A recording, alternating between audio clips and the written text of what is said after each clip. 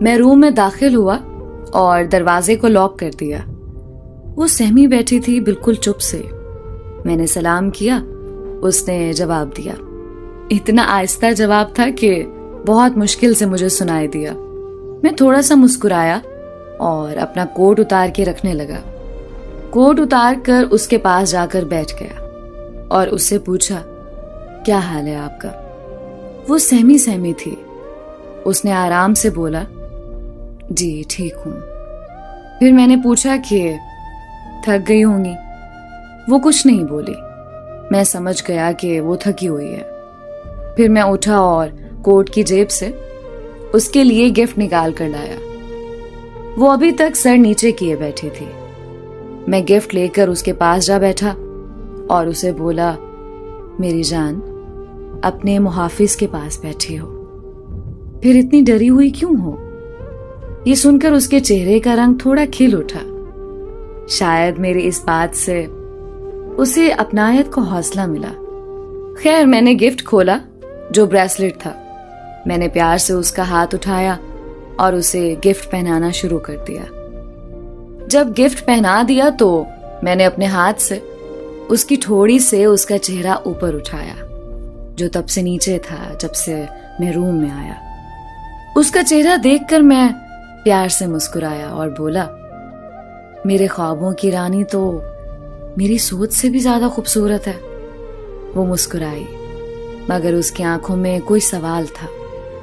مجھے سمجھ نہیں آ رہی تھی کہ آخر یہ کیا پوچھنا چاہ رہی ہے۔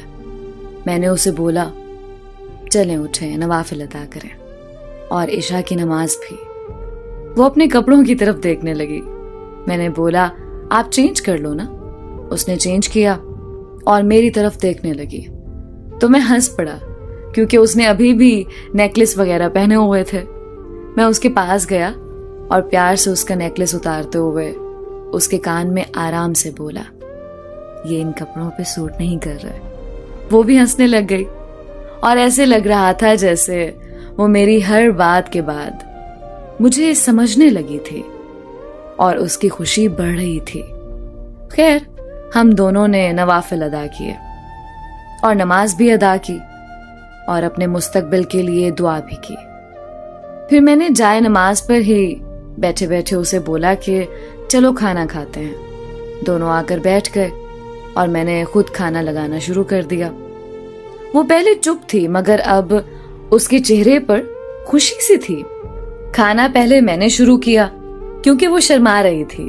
پھر میں نے چمچ میں چاول ڈالے اور اسے کھلانے کے لیے اس کے منہ کے پاس لے گیا۔ وہ مسکرائی اور کھا گئی۔ کھانا کھا ہی رہے تھے کہ وہ مجھے اچانک سے بولی، آپ مجھے کبھی چھوڑ تو نہیں دیں گے؟ اس نے جب پوچھا کہ مجھے کبھی چھوڑ تو نہیں دیں گے تو میری آنکھوں میں پانی بھرنے لگا۔ میں نے ایک سائڈ پر دیکھ کر آنکھوں کو صاف کر کے اس کی طرف دیکھا تو وہ نیچے دیکھ رہی تھی۔ اسے شاید شرمندگی ہو رہی تھی، کیونکہ وہ سمجھ رہی تھی کہ اس کے سوال کی وجہ سے میری آنکھوں میں آنسو آئے۔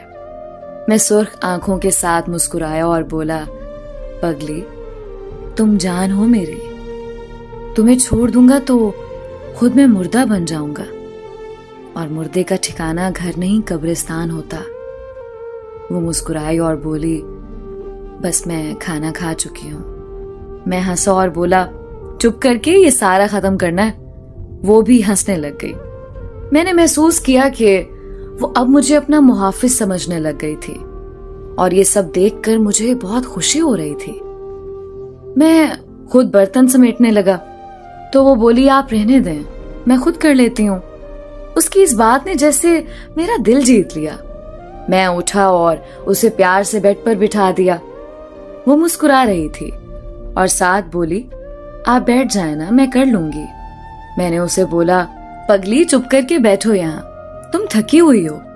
پھر میں بھی اس کے پاس بیڈ پر آ کر بیٹھ گیا۔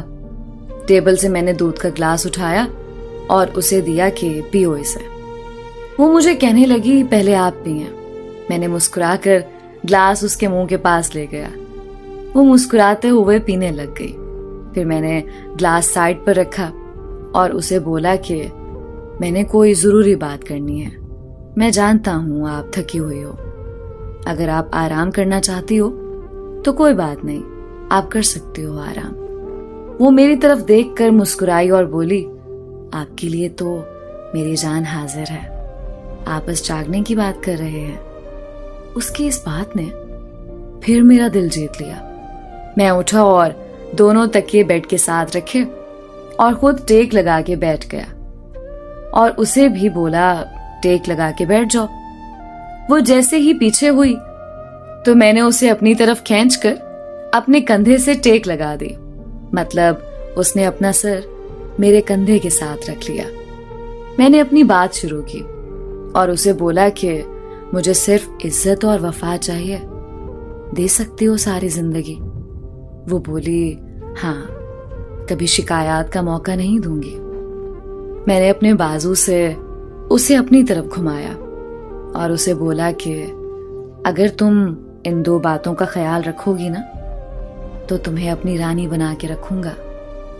وہ مسکرائی اور بولی ٹھیک ہے. پھر میں نے اسے بتایا کہ میرے اوپر سب سے زیادہ حق میرے والدین کا ہے اور تم پر سب سے زیادہ حق میرا ہے. وہ تھوڑی حیران ہوئی, شاید اسے اس بات کا پہلے نہیں پتا تھا. خیر, میں نے اسے بولا کہ میرے والدین کی خدمت کرنا تمہارا کوئی فرض نہیں ہے. تم کرو گی تو اس گھر میں میری عزت ہوگی اور میری عزت ہوگی تو ساتھ تمہاری ہوگی. اس کے چہرے پر خوشی کی لہر دوڑی. شاید اسے میری بات ٹھیک سے سمجھ آ گئی. پھر میں نے اسے بولا کہ تم میرے اندر رہتی ہو اور میں تمہارے اندر. یہ سن کر سوالیہ انداز میں میری طرف دیکھنے لگی. میں نے اپنی بات جاری رکھی اور بولا کہ جب ہم ایک دوسرے میں بستے ہیں تو ہم دونوں کی باتیں بھی ہم دونوں تک رہیں, نہ کبھی تم کسی کو بتاؤ گی نہ میں. وہ مسکرائی اور ہاں میں سر ہلایا اور پھر میں نے بولا کہ یہ گھر جو پہلے میرا تھا اب یہ ہمارا ہے, مطلب ہم دونوں کا. اس گھر کی بات کبھی بھی کسی سے نہیں کرنی, چاہے وہ تمہارے اپنے والدین ہی کیوں نہ ہو. وہ بولی ٹھیک ہے.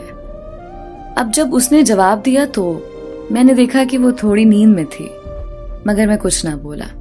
اور پھر میں نے اپنی بات جاری رکھی اور بولا کہ یہ تو تھی گھر کی زندگی جو سب کو کہیں نہ کہیں کسی نہ کسی سے شادی کر کے گزارنی ہی پڑتی ہے.